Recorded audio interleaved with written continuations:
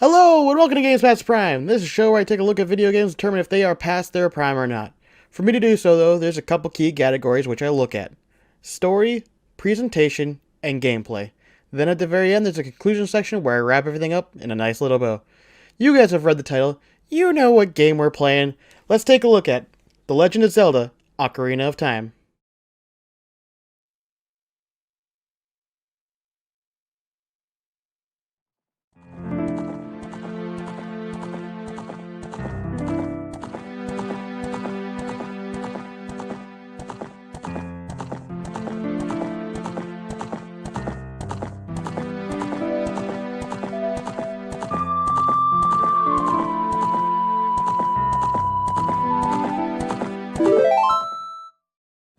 Now, before I get into the core of the review here, I want to quickly address my history with this game. Now, I don't normally talk about my history with these games. I only bring it up when it ties directly to my life or a common memory that means something to me. Now, for this memory, I'm not sure if it happened or if I'm somehow coming up with it or changing parts of it in my memory, but it's still a memory that comes up every time I play this game, and it's very important to me. Now, I'm sure my siblings will correct me if they know I'm wrong, but regardless if I made it up in my head, it's still very powerful and it's still very important, so I'd like to share it with you. Now, I had an Uncle Shane. He was quite young. In fact, for reference, he was actually younger than my sister. I don't know if I have truly told anyone, but I'm sure it shows, and that is that I really looked up to my uncle. And sadly, he passed away at a young age. I believe he was in his late 20s, if I remember right. I can't remember exactly. Anyways, I remember going to my grandparents' house when I was younger and hanging out with my uncle. I'm sure I was that one kid that eventually you'd get tired of, but I truly loved hanging out with him, and I felt like he understood me better than anyone else at that time. We both really were into small electronics, computers, video games, I mean anything like that. He really liked it and I was totally for it. He'd even play video games with me and my brother, and he would buy us ice cream on occasion. He was just always super nice, just a great person. He was so smart, even at a young age. I would always hold him up on this high pedestal that, realistically, I could never reach. I wasn't as smart as him, I wasn't as talented as him in anything I did. I'm gonna be honest, I really miss him every day. Now, you may ask why this matters. Well, I remember one day visiting my grandparents, and he was home, and I decided to go up to his room to see what he was doing. And my memory remembers seeing him playing this game. Now, I don't know if he borrowed it, if he owned it. Honestly, I don't think that really matters. However, I was so into it that I just sat next to him on his bed and watched him play, and play, and play. It felt like hours had passed, when in reality I'm sure it was maybe only 1 hour at most. Eventually, he turned to me and said something along the lines of, "Hey Chris, I'm sorry, but I need to head to work now." Now in my head, I remember trying not to look disappointed, but I'm sure he could tell. I don't exactly remember how old I was at this time, by the way. I know I was pretty young. I just don't remember exactly the age. What he did next, though, is what makes this memory mean so much. See, this game has 3 save files, and there was already a file that had a game pretty much complete from what I remember, and he was playing through a new game at the time I was watching. So this game actually has a copy function, which is pretty unique for its time. It allowed you to copy one save file and put it onto one of the other 3 files. So Shane ended up copying the one that was pretty much done, and then handed me the controller and told me to just have fun. I only can imagine the smile that was on my face at that time. I played it quite a bit, and I really enjoyed every minute of it. Again, it felt like hours had passed, but I'm sure it wasn't that long, because soon enough it was time for me to leave and go back home. Anyways, I just wanted to tell you guys this story because I'm going to try and do this review with as little bias as possible. But honestly, that's going to be very hard to do. Not only because this game is one of my favorite games, not only because it is just that good, but because of this memory. It's one of those ones I still hold on to the most whenever I think back and remember my Uncle Shane. So before I get into the story section of this game, I do want to note that there is spoilers ahead. I talk about spoilers throughout the entire video, but if you want to skip the majority of the spoilers, I'll put a timestamp on screen for you to do so. Either that, you can click off the video. Anyways, let's move on to the story. The story of Legend of Zelda Ocarina of Time can be a bit confusing at times, simply due to the fact that it does involve a bit of time travel. However, with this said, I will try my best to fully explain the story and hit the main beats without getting too long-winded, which it's gonna be long regardless. So the story starts with the Great Deku Tree sending a fairy named Navi to a young Kokiri named Link. The fairy was sent to wake Link up and tell him that the Great Deku Tree wishes to speak with him. Once Link meets up with the Great Deku Tree, he informs Link that he is sick and asks Link and Navi to help him try and rid of him of his illness. Link and Navi enter the Great Deku Tree and defeat the boss that is keeping the Deku Tree ill. However, after Link exits and talks with the Great Deku Tree again, he informs Link that he is too far gone, and while Link did get rid of the monster, it was simply too late. The Great Deku Tree informs Link he believes him to be the destined hero, and tasks Link with leaving the forest and going to the Hyrule Castle to meet Princess Zelda. As Link accepts this task, the Great Deku Tree passes away, and with its passing, the color of the tree fades. Once Link meets up with Zelda, she also believes him to be the destined hero and tasks him with finding the 3 keys to open the Temple of Time.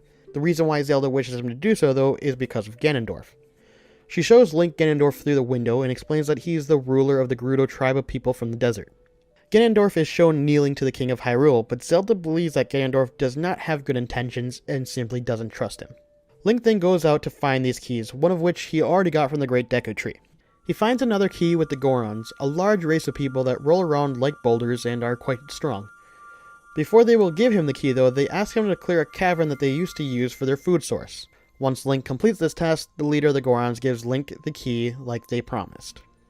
The other key is held by the race called Zoras, who appear to look a bit fishy, but like actual fish. And as such, they happen to be incredible swimmers.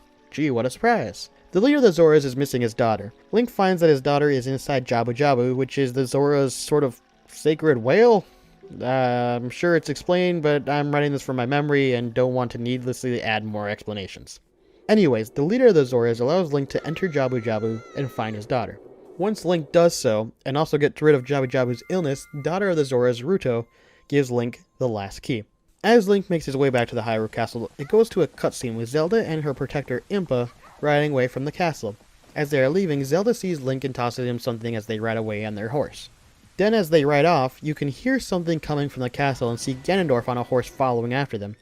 He demands you to tell him where they went, and once Link denies him, he attacks Link and laughs at how weak he is, even though he's just a child, but whatever. And he will then attempt to ride off after Zelda. After this, Link finds the item Zelda threw to him and finds it to be the Ocarina of Time. Link makes his way to the Temple of Time and enters it. There is another doorway that is locked that requires the 3 keys and a song from the Ocarina. Thankfully, early in the game, Link learned this song from Zelda, and once the song is played, this other doorway opens. Link enters the doorway and sees the Master Sword inside a pedestal. Link approaches that sword and pulls it out of the stone, which leads to a cutscene. You end up hearing Ganondorf laughing and explaining that you did everything he exactly wanted you to do by opening up the doorway. Link then finds himself in a whole different place known as the Sacred Realm. Link is then faced with a new character who explains to him that they are in the Sacred Realm and tells him that he is in fact one of the many sages. He tells Link to look at himself, which when done you see that Link has in fact grown up. The sage explains that Link is the destined hero of time, however he was too young to wield the Master Sword, so Link was put to sleep in the protected part of the Sacred Realm until he was old enough. The sage explains that 7 years has passed, and in that time Ganondorf has led an attack on most of the Sacred Realm for power, and at the same time he has become the evil king of Hyrule. The sage tells Link that Ganondorf has become too powerful, and then he must go out and help awaken the rest of the sages, and with their combined power they'd be able to help Link defeat Ganondorf. Before Link can leave the temple, he runs into another new character named Sheik. Sheik helps Link throughout his adventure as an adult, and the main way he does this is by teaching him songs on the Ocarina that allows Link to warp from location to location, which mainly helps so that Link doesn't need to walk everywhere anymore. As Link starts to awaken the sages, he finds that all the sages are people he has met when he was younger, such as the Princess of the Zoras, Ruto, or Zelda's protector Impa, or the Goron leader. At some point, Link ends up back in Kokiri Forest and ends up talking to the Great Deku Tree's seed that was planted earlier. Over the 7 years it has grown some, and Link talks to that young sprout. It explains that Link is not a Kokiri, and this would actually be obvious since as you go through the forest and see the people you met when you were younger, you will notice that they haven't appeared to age. The sprout continues and tells Link that he is actually a Hylian like Zelda, and that way back when there was a war being waged in Hyrule, and Link's mother fled with Link into the woods. The Great Deku Tree at the time decided that the Kokiri would help raise the boy, though it's not explained what happened to his mother or his father, but I imagine they end up passing away at some point. He continues on and explains that they normally would not have done this, but that the Great Deku Tree had a premonition that Link would become the hero of the prophecies. Once Link has awakened all the sages, he returns to the Temple of Time. Once there, he meets with Sheik again, who explains why Ganondorf wanted into the Secret Realm. He goes on to explain about the three goddesses and talks about the creation of all things, along with goddesses leaving behind the Triforce. Sheik explains that Ganondorf wanted the Triforce because it could grant any wish. However, he goes on to explain that only one of pure of heart can use it, and that if that person is not pure of heart, the Triforce would split into three pieces: power, wisdom, and courage. He also says that when the Triforce split, one piece would stay with Ganondorf, and that piece would be the one that resonated the most with him, which happened to be power. Sheik says that the other two pieces would go on to people that would be chosen by the Triforce that would embody the virtues of those pieces. He also states that the people chosen would end up with the Triforce upon their hand, and proceeds to show Link that he in fact has one. Sheik then transforms back into Zelda, and I guess this means somehow they can gender swap, because that makes sense, and that she has in fact the Triforce piece of wisdom, while Link has the Triforce piece of courage. Zelda apologizes to Link for having to keep the secret, mostly because she was trying to hide from Ganondorf, and then at the exact same time, Ganondorf ends up capturing Zelda, and tells Link that if he wants her, he will need to find him at his castle. How convenient. Link travels to the castle, and with the help of the sages, he is able to reach Ganondorf at the top of the castle. Ganondorf is happy to see Link since he now has all three pieces together in one room, and wishes to capture Link so that he can try and bring back all three pieces together for his own personal use. Once Link defeats Ganondorf and frees Zelda, Ganondorf tries to use the last of his power to bring down the castle around everyone inside. Link and Zelda manage to escape the crumbling castle, but even after this, it turns out Ganondorf is not quite done yet. He uses the last of his ability and ends up turning into Ganon. After a fairly decent fight, Zelda helps to hold Ganon down as Link plunges his sword into Ganon's big, pig-like forehead, ending him for good. It goes to a cutscene where Zelda is talking to Link and asks for the Ocarina of Time back.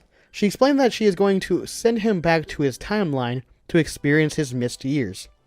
At the end, you see Link putting back the Master Sword and sealing the doorway to the Sacred Realm. This is how the main story ends. However, before we move on to presentation, there are two things I wish to quickly address.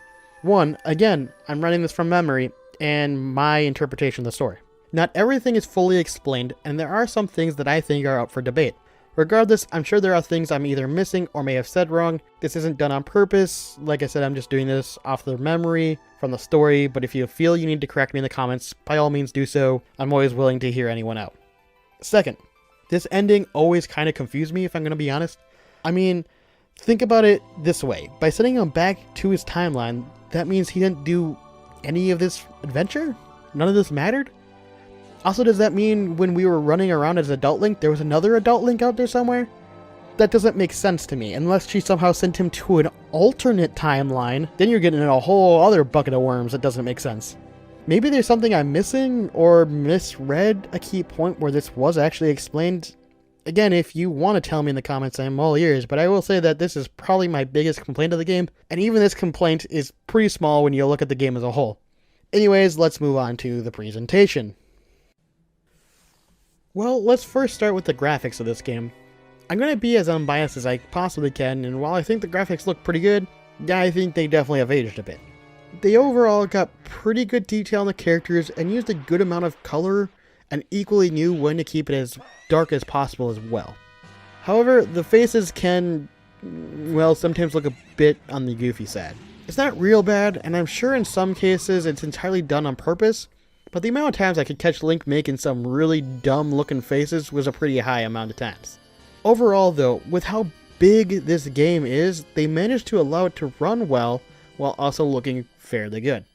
I wouldn't say it's the best looking N64 game by any means, but what they were able to accomplish with such a large game is pretty impressive in my opinion. Sure, the edges of walls can look a little jaded, heck even Link's clothes have some pretty hard angles on them, but you have to remember that the N64 has so many limitations, such as it not being the strongest console, so it couldn't put out as much power, but equally because they decided to use cartridges that could only fit so much data onto one. So with that combination, of course the game isn't going to look amazing, especially given the size and scope of the game. But that's also what allows this Zelda game to stand out so much in my opinion. Not only is it a large game, but it looks pretty good, uses good color, but there is one thing that impressed me even more, if I'm going to be honest. the fog. The fog in most N64 games that I've played so far has ranged from being either really annoying to being completely in the way to not existing. Now this game does have some fog. I mean, given the size, that doesn't surprise me. No, what did surprise me though is how they used the fog. See, there is some there, but it doesn't get in the way. In fact, when I was playing it, I didn't even notice the fog at all. I only noticed it when I was going back and watching my playthrough again. This really surprised me. I normally pick up on these kinds of things, but it was done so well here that it wasn't in the way, and it's almost like it was never there, or more accurately, it was almost like it was always supposed to be there, and would end up looking weird without it. Now let's take a look at the music, and not surprisingly, the music here is pretty good. There are a lot of tracks that I really like, but what I really do enjoy is that not all the music is all upbeat. In fact, most of it is just background music. It was never meant to be in your face. It was always supposed to be a background thing that you notice on occasion, but most of the time it's just kind of there. You could argue this is supposed to be true for all games that use background music, but let's be honest, this hasn't been true in quite a long time. Most music is pretty much in your face. Anyways, the music in Zelda changes based on where you are, but also the time of day, which while it only slightly changes, is still pretty cool to see. I love how the dungeon music can get really dark and creepy, and in some places the music and sound effects can be downright terrifying.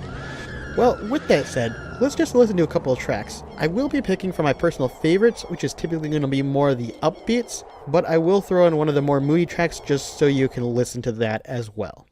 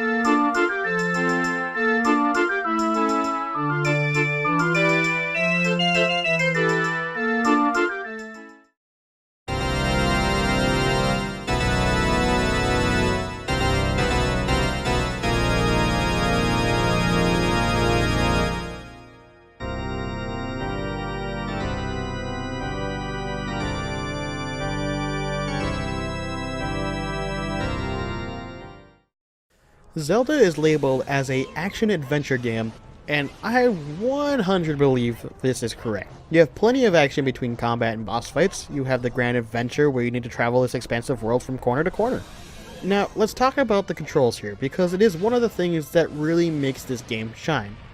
So you move around with the control stick, but equally it also modifies actions based on what you're trying to do and what direction you are holding the control stick. The A button is basically the interaction button. It can be used to open doors, climb objects, grab objects, and throw objects. So a great example of the control stick modifying options would be if you approach a rock, if you stand next to it, you are allowed to pick it up by using the A button. If you don't move the control stick at all, you can press A button to put back down the rock. However, if you start to move or push the control stick in any direction while holding the rock, this will allow you to throw that rock rather than just setting it back down. The B button allows you to pull out your weapon, and if it's already out, it allows you to attack. There are plenty of different kinds of attacks, such as, jump attacks, roll attacks, but I'm not going to explain how to do each one of these, as it'll just take too much time. The Z button is one of the most useful buttons in this game. When you press it, it allows you to change where the camera is and puts it back behind Link so you can see what's in front of him. However, the other thing the Z button does that is even better is that you can lock onto enemies and objects with something called Z targeting. What makes this great though is while you are Z targeting, it focuses the camera behind Link, and wherever you move it will continue to follow that target, so that way you are always looking at that object or enemy. Now this can actually be a double-edged sword, because while you are Z targeting it can help to follow that enemy, but if you are dealing with multiple enemies, this could actually end up with you being hit by the other enemies, or if you happen to be in an area that has a pit, it could possibly lead to you falling down that pit if you lose track of it, or if you just make a mistimed jump, whatever it may be. Now the start button allows you to pause the game, but it also grants you the ability to see the map or to see your inventory. The C buttons are a bit unique as well in this game, so when you are on the inventory screen, you can highlight an item such as the bombs or your bow, and if you press one of the C buttons, it'll put that item onto that C button, sort of like a macro button. So when you leave the inventory screen and press that C button, Link will then pull out that item that you assigned to that button. Now that is all of the important controls, but if you were paying attention, you'd realize there was one key action that didn't seem to be tied to any buttons. That would be jumping. And what they did instead, I actually kind of like and kind of dislike. So what they did is when you are running and reach an edge, Link will just auto jump. Now this is nice in many aspects as it allows you to focus on other tasks, such as holding items when you jump without the need of another button. However, there is a downside to this. A great example is when you are playing as young Link and you are inside the Goron City. Towards the bottom of the city is what looks like a giant vase. If you do a certain amount of tasks, that vase will start to spin and move around a bit on the floor. Now, if you happen to throw a bomb into that vase while it is moving, you can get a prize. However, at this point, you have no bombs, but inside the Goron City there are plants that grow bombs. Yeah, I know this is weird, but let's just skip over that. Anyways, you can pick them and use them as bombs. However, the minute you pick them up is when they are activated to blow, so you only have a short fuse to throw them. So now just picture you playing as Link, having to run to grab one of these bombs, and quickly you now need to run back to the vase and try to throw a bomb into it before it explodes. The amount of times I ended up jumping when I got near the edge versus throwing the bomb is very, very large. It ended up being a bit frustrating at times. However, while the jumping like this can get annoying, thankfully there aren't too many sections where I felt this exact same annoyance. 99% of the time the jumping just works fine. Now let's get into the core gameplay. You start out as young Link and find out very early on that you need to find these keys to get into the Temple of Time. Each key requires you to go through these dungeons or mini dungeons depending on how you look at it.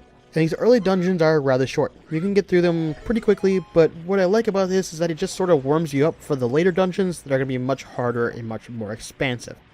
After you've collected all of these keys, you can change into Adult Link at the Temple of Time, which this actually brings some changes to the gameplay. So you learn early on that there are some items that only young Link can use and some only Adult Link can use. For example, the boomerang you get as young Link cannot be used by Adult Link, but equally the bow that you get for Adult Link can't be used by young Link.